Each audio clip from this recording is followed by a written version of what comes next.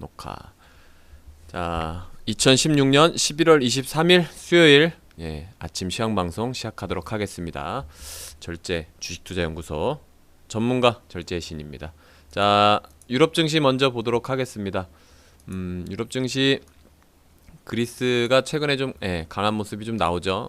상승할 때 좀 탄력이 좀 나오는 것 같습니다. 이탈리아가 오랜만에 1% 넘게 상승을 좀 해줬네요. 오스트리아 그리고 뭐 핀란드, 영국 뭐 이런 쪽으로 좀 강한 흐름이 좀 나와줬고요. 프랑스 그리고 독일은 뭐 좀 상대적으로 조금 약한 모습이 좀 나온 것 같습니다. 그리고 스위스가 좀 많이 빠졌네요. 그리고 러시아가 어제는 좀 쉬어가는 흐름이 좀 나온 것 같습니다. 어제 유럽 증시 보시면 은행권 섹터들이 좀 시장을 좀 주도한 것 같아요. 은행권, 그러니까 뭐 정확하게 얘기하면 금융권인데 이제 뭐 보험주들이 좀 많이 올라간 것 같습니다.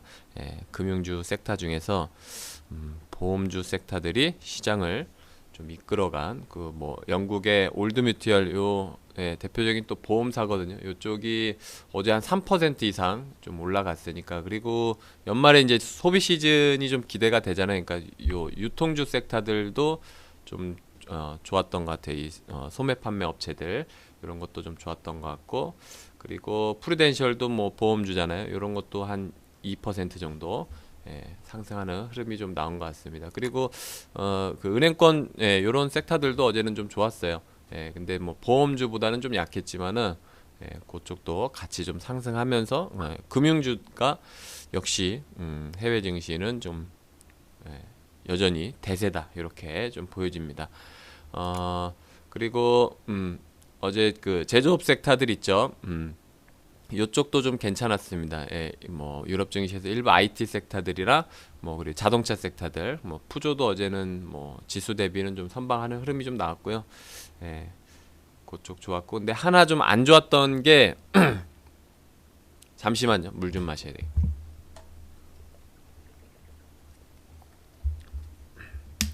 자, 하나 안 좋았던 거를 좀 꼽자면 유럽 증시 전체적으로 제약주들이 좀 안 좋았어요. 요즘에 이 우리나라를 뭐 이끌었던 한때 이끌었던 이 섹터인데 요즘에 가장 좀 힘이 없는 모습인데요. 유럽 증시에서도 어제는 제약, 바이오 이쪽 빼고는 분위기는 괜찮았거든요. 이쪽이 지금 너무 안 좋습니다. 어제 뭐 많이 빠진 건 막 3% 지수니까 올라가는데도 안 올라가는 거죠. 이제 우리나라도 어제 지수 뭐 반등 나올 때도 중국 관련된 섹터들 이런 쪽 지금 탄력이 엄청나게 뭐 부족했고, 거기에 또 막 급락하는 섹터들도 어제도 추가적으로 막 나왔었는데, 지금 유럽 증시에서 뭐 여기에서는 제약주가 거의 왕따 당하는 그런 분위기가 좀 나오고 있습니다. 그래서 시장은 지금 이런 식으로 좀 움직이니까 우리 회원님들도 우리가 뭐 시장을 보면서 뭐 투자를 해야 되잖아요. 그러니까 뭐 지금 이런 쪽이 약하니까 지금 최근에 모멘텀이 좀 생긴 이런 금융주라든지 그리고 뭐 원자재 섹터들 이쪽이 그나마 좀 좋은 것 같고, 그리고 일부 IT 기업들 IT 기업들은 지금 업황이 좋기 때문에 이런 쪽은 좀 한 중간 역할은 그래도 하는 것 같아요. 그러니까 빠졌을 때 반등 나올 수 있는 그런 힘은 좀 있는 것 같습니다. 그렇게 좀 보시면 될 것 같고요. 독일 같은 경우는 뭐 티센크루프가 어제는 한 3% 정도 올랐는데, 이 독일의 뭐 철강 기업이거든요. 철강주인데 뭐 우리나라도 요즘에 철강주 좋지 않습니까? 이쪽이 지금 분위기가 좋다 이렇게 좀 보면 될 것 같고, 그리고 독일의 뭐 알리안츠 이런 회사들도 보험회사죠. 이런 쪽도 좀 좋았던 것 같습니다. 이쪽 다 좋았고, 독일도 마찬가지로 제약주만 좀 약했네요. 보니까 그렇게 좀 보시면 되겠습니다. 아메리카 지수 한번 보죠. 아메리카. 자, 어제는 아르헨티나가 좀 큰 폭으로 반등이 좀 나와줬고요. 브라질도 어제는 좀 오랜만에 좀 큰 폭으로 좀 올라간 것 같습니다. 그리고 멕시코도 되게 오랜만에 상승 나오죠. 그리고 필라델피아 반도체가 888로 끝난 것 같습니다. 그리고 다우존스, 나스닥, S&P 이런 식으로 반등이 좀 나와줬네요. 여전히 뭐 필라델피아 반도체 엄청 강한 모습 보여주고 있죠. 뉴욕 증시에서는 어제 IT 기업들도 좀 괜찮았어요. 근데 소매 판매 업체가 좀 좋았다라고 봐야 될 것 같아요. IT 기업 중에서도 소매 판매, 그러니까 뭐 블랙 프라이데이 이제 얼마 안 남았잖아요. 요거 기대감이 지금 반영이 되고 있는 거죠. 그래서 뭐 홈디포도 어제는 좀 강했고, 홈디포는 우리나라 뭐 이런 거 우리나라 기업으로 치면 뭐 인테리어 뭐 이런 쪽, 건자재, 이런 쪽 섹터 되겠죠. 이쪽 좀 좋았던 것 같고, 그리고 아마존도 어제 좀 좋았고요. 그리고 이 유통 기업인 메이시스, 백화점 기업이죠. 이런 것도 어제는 한 3%.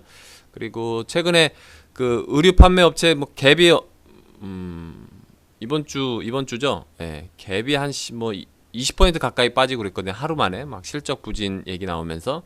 근데 어제는 뭐 기술적인 반등 정도, 뭐 한 4% 가까이 상승하는 흐름이 좀 나왔습니다. 그리고 월마트도 어제는 좀 좋았고요. 이런 쪽이 좀 좋았던 것 같아요. 인테리어 업체들, 그리고 일부 어떤 철강 기업들, 그 산업재 섹터들이죠. 이런 거 뭐 맥모란, 플리트 맥모란도 좋았던 것 같고, 뭐 알코아도 어제는 좋았던 것 같고, 누코아 뭐 이런 섹터들 어제 좋았던 것 같습니다. 그리고 달러트리라고 이제 요 기업이 한 8% 정도 올랐는데, 우리나라로 치면은 한 뭐 다이소 정도 될 거예요. 그러니까 저렴하게 파는 그 생필품 업체 같은 회사 있죠. 요게 어제 좀 급등이 좀 나왔습니다. 이런 것도 그 대표적인 뭐 소비재 섹터 아니겠어요. 그리고 테슬라도 어제는 좀 좋았던 것 같고, 그리고 이 보안 업체, 이 사이멘텍이라는 회사가 있는데, 요게 뭐 세계 1등 회사거든요. 이 보안 쪽으로는. 요 회사도 어제는 좀 좋았던 것 같습니다. 그러니까 뉴욕 증시 뭐 좀 정리를 하면, 소비재 섹터가 제일 좋았고, 거기에서 뭐 일부 IT 기업들, 뭐 유통 기업들 좋았던 것 같고요. 그리고 인테리어 요런 쪽도 어쨌든 뭐 소비재 아니겠어요. 요런 쪽도 좀 좋았고, 그리고 IT, 뭐 지금 최근에 필라델피아 이쪽이 뭐 트럼프 당선되고 분위기는 좀 안 좋은데, 하드웨어 쪽은 지금 뭐 분위기는 안 좋아요. 근데 업황이 너무 좋아지고 있으니까, 뭐 낙폭 과대, 뭐 낙폭이 좀 나오면 반등 나올 수 있는 힘은 있는 거죠. 그러니까 뭐 현실적으로 보면 너무 싸지는 거죠. 너무 잘 나가는데 요즘에 막 그렇게 좀 해외에서도 좀 보는 것 같습니다. 애플도 최근에 좀 좋거든요. 애플도 지금 주가가 뭐 지금 다시 110달러 회복했으니까 뭐 괜찮습니다. 거기 관련주들도 좀 좋았던 것 같고, 근데 이제 약했던 섹터들이 있어요. 어제도 유럽 증시랑 마찬가지로 제약주들이 어제는 지수 반등 나오는데도 거의 뭐 폭락하는 수준으로, 뭐 거의 한 2% 이상 전체적으로 이 산업이 거의 그 정도로 빠질 정도로 엄청 약했습니다. 어제 그 대표적인 제약회사 에브바라는 회사가 있는데 임상실험 또 실패했다는 소식이 좀 나왔어요. 그러면서 시장 좀 이쪽 섹터들 하락을 좀 이끌었던 것 같아요. 화이자도 어제는 좀 많이 빠졌고, 뭐 일라이릴리 뭐 이런 회사들 있죠. 이런 회사들도 어제는 좀 조정이 좀 나오는, 그리고 뭐 바이오마린, 뭐 그 리젠트롬 뭐 요런 회사들 대부분 다 2% 빠졌으니까 분위기가 안 좋죠. 암젠 뭐 그리고 서너 뭐 이런 기업들도 뭐 헬스케어, 이런 쪽 회사들이거든요. 이런 쪽도 어제 좀 같이 좀 안 좋았다, 이렇게 보여지고, 그리고 어제는 이 소프트웨어 기업들이 좀 좋았잖아요. 페이스북도 좀 좋았고, 그리고 뭐 바이두, 뭐 징둥닷컴 이런 뭐 소프트웨어 회사들, 이런 회사들 어제는 좀 좋았는데, 오늘은 제가 뭐 얘기했죠. 이거는 기술적 반등식으로 좀 나온 거라고.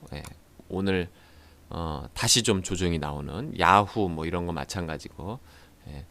그러니까 시장의 중심은 아닌 거죠. 지금 그러니까 뉴욕 증시에서 제일 좀 못 따라오는 게 제약 바이오, 그리고 하나를 더 꼽으면 소프트웨어 쪽인 것 같아요. 이쪽 지금 고평가 논란이 좀 있죠. 트럼프 당선되고 나서 이쪽이 좀 약한 것 같습니다. 그래서 우리 회원님들 그거까지 참고하시면 좋을 것 같고요. 아시아 증시 한번 보도록 하겠습니다. 아시아는 어제 홍콩 H가 좀 많이 올랐죠. 항생 H, 홍콩, 항생 한 1.4%, 2%. 그리고 대만도 어제는 오랜만에 좀 상승하는 흐름이 좀 나왔습니다. 그리고 상해 종합, 그리고 우리 코스피도 막판에 좀 힘을 내줬죠. 일본 니케이도 0.31% 정도 상승 마감을 좀 했네요. 요즘에 일본 증시 뭐 제일 강하지 않습니까? 일본은 그러니까 우리나라가 좀 강하려면 일본이 좀 꺾여야 돼요. 일본이 좀 꺾여야 우리나라 선진국 그러니까 정확하게 얘기하면 선진국 지수가 좀 꺾여야 신흥국 쪽으로 좀 돈이 올 텐데 지금 일본 증시가 18,000포인트에서도 불구하고 전혀 지금 꺾이지가 않고 있습니다. 다우존스도 마찬가지고 어제 일본 증시 같은 경우는 여전히 뭐 엔화 약세 수혜주들 있죠. 이런 쪽이 다 좀 큰 폭으로 좀 올라가는 것 같고 랠리가 지속적으로 좀 나오는 것 같아요. 뭐 안 좋은 게 별로 없을 정도로 다 좋습니다. 철강주들도 되게 좋고, 그리고 IT 기업들 뭐 니콘, 뭐 도시바, 뭐 이런 기업들 있죠. 다 좋아요 어제.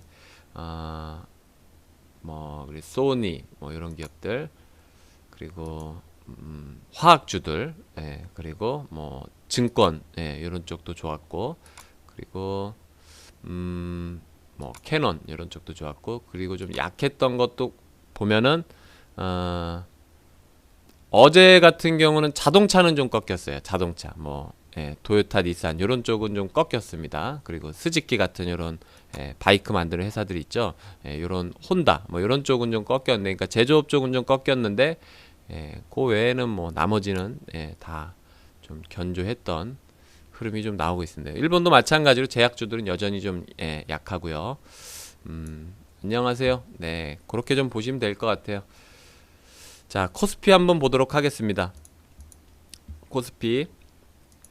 자, 코스피는 어제 막판에 좀 힘을 내줬죠. 1% 가까이 좀 상승하는 흐름이 좀 나왔습니다. 1983포인트죠.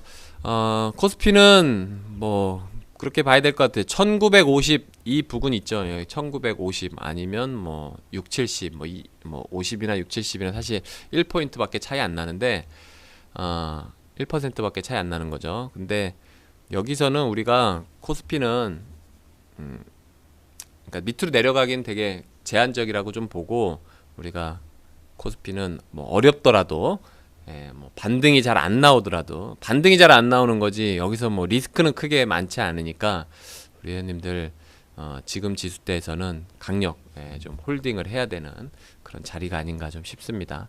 어렵더라도 참아야 된다.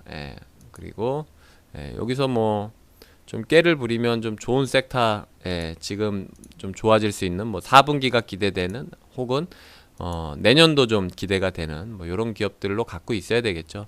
지금 내년이 불확실한 섹터들이 되게 많아요. 저는 그런 것들이 좀 많이 보이는데 그게 좀 잘 안 보이면 또 절제 그 주식투자연구소로 와야 되겠죠.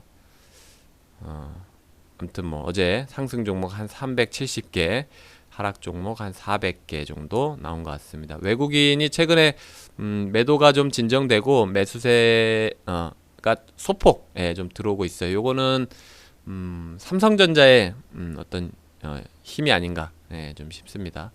어제 좀 대형주들 위주로 좀 상승하는 흐름이 좀 나왔고요. 그리고 뭐 철강, 그리고 전기전자, IT죠. 요쪽 좀 좋았던 것 같고, 나머지는 어제 뭐 크게 재미없었어요. 체감 지수는 되게 안 좋았어요. 삼성전자가 너무 많이 올라가다 보니까.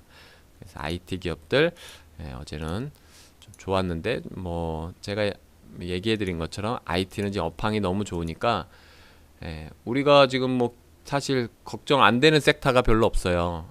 지금 우리나라 산업 중에 대부분이 다 조금씩의 이런 우려감들이 있어요. 금융주 뭐 제외하고 뭐 별로 이렇게 막 좋아 보이는 섹터가 별로 없는 거죠. 그러다 보니까 뭐 최근에 뭐 식품주들 강하고 막 그런 건데 IT 기업들은 업황이 그래도 좋다는 거 우리가 중심을 좀 잡자면 IT는 꾸준히 좀 관심을 좀 가져야 될 것 같습니다. 자, 코스닥 한번 보도록 하겠습니다. 코스닥은 어제 610포인트 정도 올랐죠. 코스닥은 요즘에 뭐 왕따예요. 오늘 보면은 뭐 멕시코도 급등이 나왔는데 코스닥 오늘 급등 나오나 한번 보죠. 근데 코스닥은 그런 것 같아요. 지금 뭐 이게 뭐 해외의 문제가 아니에요. 어떤 뭐 분위기가 그런 게 아니라 코스닥에 있는 기업들은 지금 대부분 다 중국 때문에 피해를 보고 있는 기업이 너무나 많기 때문에 코스닥에 뭐 자리 잡고 있는 이런 주요 기업들 사고 싶지가 않은 거죠. 메이저들 입장에서. 그러다 보니까 어제 지수 코스피 상승하는데도 전혀 반등이 안 나오고 있습니다. 코스닥도 물론 여기서 뭐 추가적으로 빠지기는 좀 쉽지 않을 것 같아요. 근데 그렇다고 해서 뭐 올라가기도 쉽지 않아 보입니다. 그러니까 제가 뭐 늘 강조드리고 있는 것처럼 코스닥보다는 코스피 쪽에 비중을 좀 실어야 되는 게 아닌가 좀 싶습니다. 상승 종목 한 570개, 하락 종목 한 500개 정도 나온 것 같습니다. 그리고 어제 뭐 좀 혼조 마감을 좀 했죠.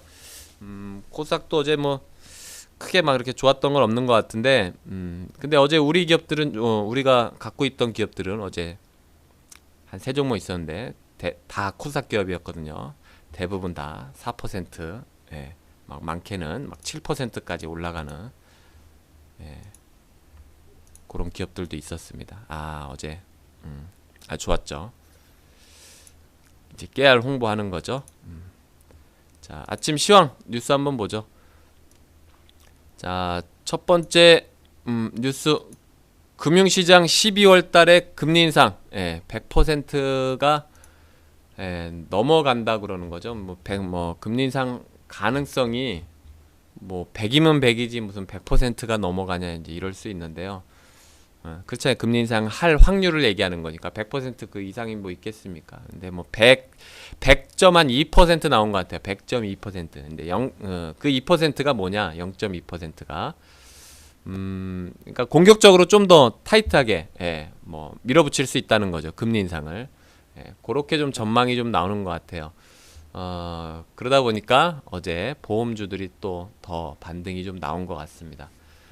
우리가 다음 달에 이제 금리 인상 뭐 미국의 뭐 그 FRB가 이제 FOMC 회의를 갔죠. 거기서 이제 금리 인상이 나오게 되면 거기서 아마 코멘트가 좀 있겠죠. 뭐 어떤 식으로 한다든지 아니면 내년에 어떤 연준의 생각들이 있겠죠. 거기에 따라서 변곡점이 좀 될 수가 있을 것 같고요. 그리고 가장 좀 영향을 받을 수 있는 거는 코스닥 섹터들이고 거기에 이제 대표적으로 성장주들 요런 쪽이 좀 타격을 좀 받을 수 있습니다. 금리 인상이 만약에 가파라지면 코스닥들은 조금 더 분위기가 안 좋아질 수 있다. 뭐 그렇게 좀 보여지네요. 그래서 우리 회원님들 요거 좀 참고해서 보시면 될 것 같고, 그러니까 크게 뭐 변수만 없으면 괜찮을 것 같아요.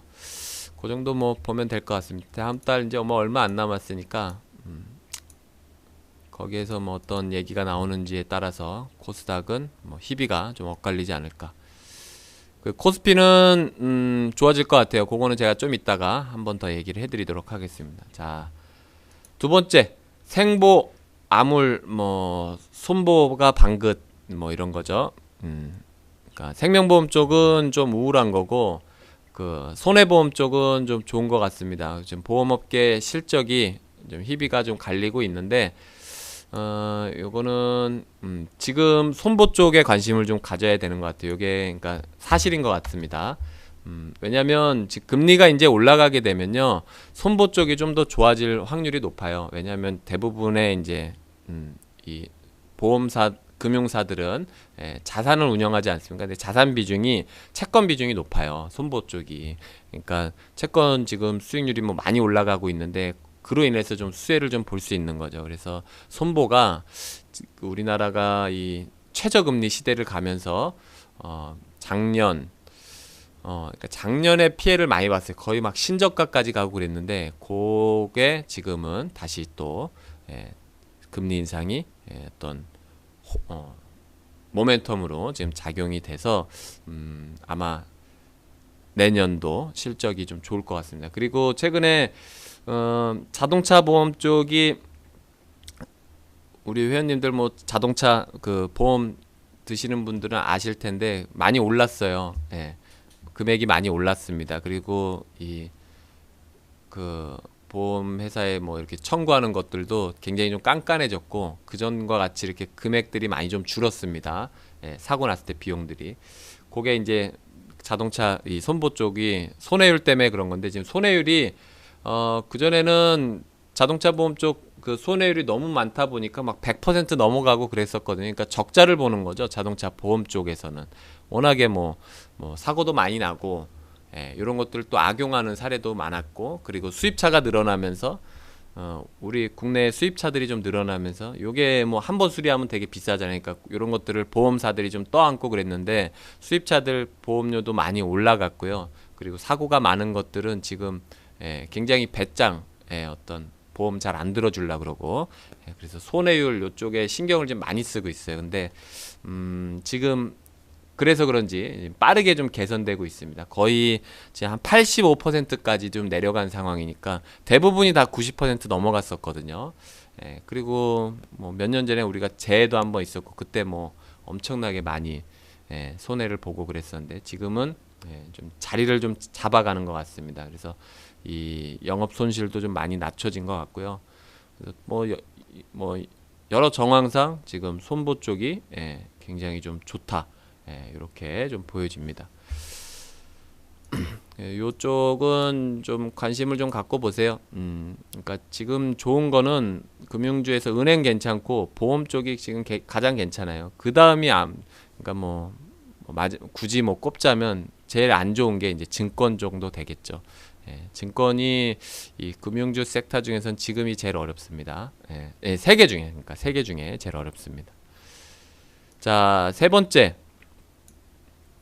적자 사업 시내 면세점 놓고 지금 행보가 엇갈리죠.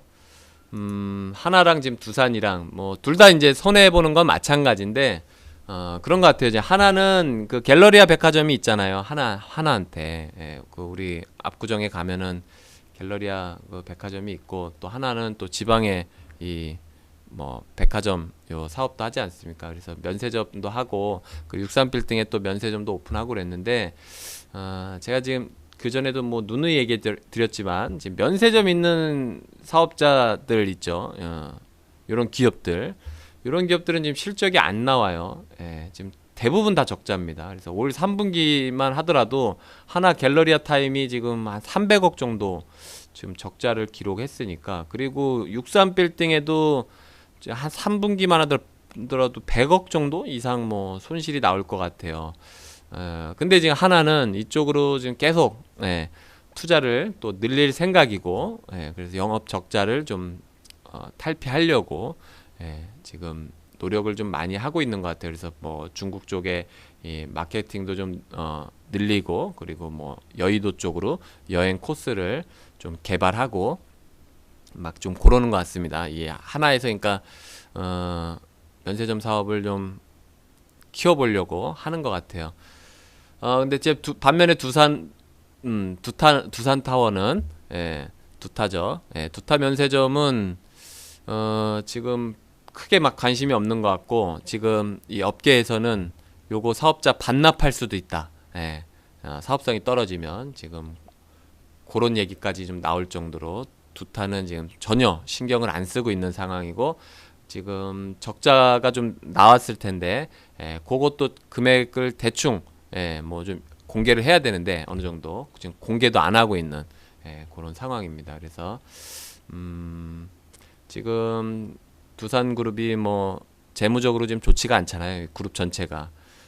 그래서 면세 사업까지 떠안기가 제가 봤을 때는 굉장히 어려울 것 같아요.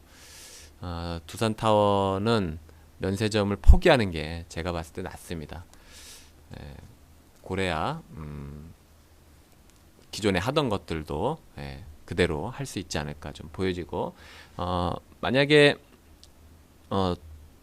그 두산이 면세점을 포기한다 그러면 면세점 그 사업자를 포기한다 그러면 이거는 좀 호재로 좀 작용할 수도 있을 것 같아요. 그거 한번 보시고 우리 회원님들 참고해서 보시면 좋을 것 같습니다. 그리고 지금 그 면세 사업자를 지금 추가로 지금 더 뽑고 있잖아요. 근데 SK 네트워크스 있죠. 워커힐에서 원래 면세 사업 했던 SK 네트워크스는 SK 네트워크스는 면세 사업 하면은 취득하면 요거는 악재로 보지 마세요. 요거는 더 좋아질 수 있어요. 원래 기존에 하던 사업이고, 지금 거기가 그 공간이 할 게 없어요. SK 네트워크스가. 근데 만약에 다시 취득을 한다 그러면, 두산한테는 이런 것들이 악재가 되겠지만, 네트워크스한테는 이런 것들이 뭐 호재가 좀 될 수 있다. 그렇게 좀 보고, 오히려 면세점이 없는 게, 워커힐은 없는 게 적자다. 이렇게 좀 보시면 좋을 것 같아요. 요 공간을 뭐 활용할 게 없어요. 뭐 이벤트 뭐 홀이나 쓰거나 아니면 뭐 이렇게 뭐 행사장 같이 그런 거로밖에 활용 못 하는데 요런 거는 돈 벌기가 어렵습니다. 워커힐이 뭐 아무리 못해도 한 100억씩은 벌었거든요. 연간 호텔과 면세 합쳐서 100억은 벌었는데 요게 이제 고객 면세점이 빠져버리면 호텔에 올 이유가 없는 거예요. 그러니까 외국인들 입장에서 뭐 굳이 면세점 있고 뭐 이런 호텔들 많은데 면세점 없는 호텔 갈 필요가 없겠죠. 그래서 호텔 사업도 어려워지고 면세 사업도 같이 어려워질 수 있다. 근데 취득하면 좋아질 것이다. 뭐 이제 이렇게 보는 거죠. 자, 네 번째 뉴스. 외국인이 이달 뭐 1조 7천억 정도 순매도를 한 것 같습니다. 셀코리아죠. 한국 뭐 엄청나게 지금 매도를 한 것 같아요. 그러니까 이제 우리나라가 이제 2,000포인트도 못 가고 있는데, 요거는 이렇게 봐야 될 것 같아요. 지금 신흥국이 좀 어렵습니다. 지금 신흥국 뭐 멕시코, 뭐 브라질, 뭐 남아공 이쪽이 지금 전 세계 증시에서 가장 많이 빠진 국가들인데 우리나라는 딱 중간에 껴서 지금 뭐 많이 빠진 건 아니고 딱 중간 역할은 좀 하고 있어요. 근데 1조 7천억 정도 지금 매도 나왔는데 요게 저는 다음 달 정도 되면은 외국인 이 순매도가 좀 멈출 수 있고 다음 달이 만기 이후로 저는 뭐 순매수로도 전환될 수 있다. 좀 그렇게 좀 보여지니까 우리 회원님들 뭐 외국인들이 많이 판다 그래서 부정적으로 볼 필요는 없을 것 같아요. 근데 이게 대부분 코스피 자금이거든요. 근데 코스피는 뭐 매도한 자금도 많은데 지금 선물로 지금 하방 포지션 잡아놓은 것들이 많아요. 외국인들이. 근데 이게 지금 누적으로 한 4조 5천억 정도 되거든요. 굉장히 과한 거예요. 4조 5천억이면 이게 빠르게 환매수가 들어올 수 있어요. 그래서 연말에 뭐 크리스마스도 있고 연말에 뭐 소비 시즌 있잖아요. 요게 랠리가 나올 수도 있습니다. 빠르게. 왜냐하면 제가 한쪽 방향으로 너무 쏠려 있기 때문에 요거를 이제 마음을 바꾸는 뭐 이런 매수세가 나올 수가 있는 거죠. 그렇게 되면 저는 그거를 이제 만기 내년 다음 달 그러니까 선물 옵션 만기가 12월 달에 이제 있거든요. 그러니까 그게 빠르게 좀 전환될 수도 있지 않을까. 그렇게 좀 보여집니다. 코스피는 지금 건드리면 급등할 수도 있는 뭐 그런 상황이에요. 자, 다음 뉴스 한번 보죠. 다섯 번째 뉴스. 인천공항이 이제 두 번째 제2 터미널 뭐 오픈을 하죠. 이제 면세점을 그쪽에도 이제 추가로 이제 증설을 할 것 같은데 지금 면세 사업자를 지금 뽑고 있습니다. 제가 면세점 얘기 좀 많이 하죠. 면세점이 어렵다고. 근데 이제 뭐 터미널 쪽의 면세점들은 괜찮겠죠. 우리가 터미널 가면 여행 가면서 면세점 가서 소비하고 뭐 그런 거니까 이쪽은 좀 괜찮은데 근데 우리가 요게 늘어난다 그래서 면세점에 뭐 관심을 갖고 그러기보다는 우리가 이게 발상을 좀 전환을 해야 될 것 같아요. 그러니까 공항이 이제 늘어나니까 그러면 여행객 수도 늘어날 테고, 요게 뭐 항공업한테는 또 좋을 수도 있잖아요. 그쵸? 근데 이게 인천공항이 늘어나면 요게 대한항공이 독점으로 운영한다. 이제 뭐 이런 얘기가 있었는데, 그게 좀 바뀌었습니다. 그래서 대한항공도 운영하고 뭐 외항사들이 좀 많이 들어올 것 같아요. 그래서 에어 프랑스도 좀 들어올 것 같고, 그리고 네덜란드 쪽 항공사도 좀 들어올 것 같고, 미국 쪽에서도 좀 들어올 것 같아요. 이제 내년 10월 이후에 이제 이게 개장이 되는데, 그럼 외항사가 들어오면 항공사끼리는 경쟁을 하는 거잖아요, 그쵸? 예. 그 뭐 여행객은 늘어날 텐데, 그러면 외항사들은 그 여행사들한테, 예, 티켓을 줘야 될 거 아닙니까? 그래야 여행사들이, 예, 자기네 항공권을 팔아줄 거 아니에요, 그쵸? 그러면 요게 항공업은 경쟁이 되게, 제가 봤을 때는 치열해지는 거고, 여기에 이제 저가 항공 쪽도 많이 들어옵니다. 그래서 저가 항공도 아마 경쟁이 좀 치열해질 수 있을 것 같아요. 근데 이제 반면에, 예, 이런 게 증설이 되면 여행사들은 좋을 것 같습니다. 근데 요게 내년 10월 이후부터는 이제 개장이 되니까, 여행사들을 관심을 가지셔야 돼요. 요 모멘텀을 보고 면세점에 관심 갖는 게 아니라, 예. 그래서 여기 뭐 면세 대전 해갖고 뭐 뉴라운드 뭐 막 오른다 뭐 이러는데, 요거 뭐 기사 쓴 사람은, 이 주식을, 경제를 잘 모르는 거죠. 예. 그래서 어디가 좀 좋아질 수 있느냐, 요거를 판단했을 때는 여행사가, 제가 판단했을 때는 크게, 예, 수혜를 좀 볼 수 있다. 그렇게 보고 내년에 되게 좋아질 수 있을 것 같습니다. 안녕하세요. 네, 그리고 자, 6번째 뉴스. 회사 쪽에는 그 식품 회사들, 예, 일단 지금 지주사 전환을 하고 있어요. 지금 메일유업도 지금 지주사 전환하려고, 예, 이사회를 열었고요. 그리고 뭐 오리온도 지금 마찬가지고, 그리고 최근에 얼마 전에 했었죠. 생표식품이 뭐 그 생표식품도 회사를 좀 나눴죠. 그리고 크라운 제과도, 예, 그 크라운 혜태홀딩스로 지금 전환하려고 하고 있거든요. 그래서 그러니까 이제 사업부대로 이제 선택과 집중을 한다는 거죠. 예, 그래서 지금 그 식품업계도 대부분 다 회사를 쪼개서, 예, 각각의 이제 어떤 사업 체제를 갖추려고 하는 것 같습니다. 요게 근데 최근에 지금 뭐 음식료 섹터들, 예, 반등이 좀 나오고 있는데요. 많이 빠지고 지금 반등이 나오고 있어요. 근데 요거는 우리가 관심을 좀 갖고 봐야 될 것 같습니다.